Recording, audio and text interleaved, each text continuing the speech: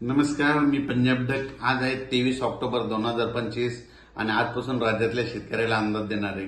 राज्यामध्ये आता पाऊस पडणार की नाही, पण राज्यामध्ये आज 23 ऑक्टोबर पासून बऱ्याच ठिकाणी राज्यात पावसाला सुरुवात होणार आहे. आणि आज नेमका पाऊस कुठं सुरू होणार आहे? आज लातूर जिल्हा झालं, नांदेड जिल्हा झालं, त्याच्यानंतर परभणी जिल्हा झालं, धाराशिव जिल्हा झालं, सोलापूर जिल्हा, सातारा, सांगली, कोल्हापूर या पट्ट्यामध्ये आज मध्यरात्री त्याला पावसाला सुरुवात होईल म्हणून हे अंदाज लक्षात येतात. पण 24 तारखेपासून ते 30 तारखेपर्यंत राज्यात दररोज वेगवेगळ्या भागात विखुरलेल्या स्वरूपाचा काही ठिकाणी जोरात पाऊस पडणार आहे, कुठे रिमझिम पडणार आहे, काही ना सोडून देणार आहे म्हणून हा अंदाज लक्षात येतात.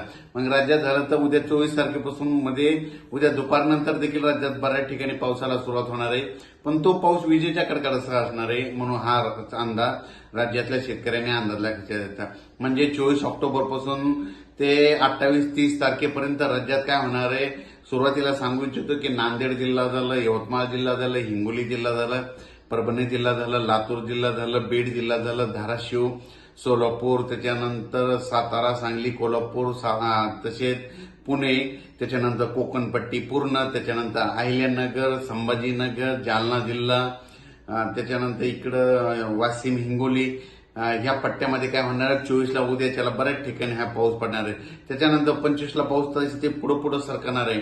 मग त्याच्यानंतर तो पाऊस काय होणार आहे? नाशिक, जळगाव, बुलढाणा, अकोला, अमरावती, वर्धा, नागपूर, भंडारा, गोंदिया, चंद्रपूर, यवतमाळ म्हणजे ह्या पट्ट्यामध्ये काय होणार आहे? 24-25ला पाऊस तिकडे जाणार आहे म्हणून हा अंदाज लक्षात येतो. पण राज्यातल्या सर्व शेतकऱ्याला सांगू इच्छितो की आज देखील राज्यात पाऊस सुरू होणार आहे.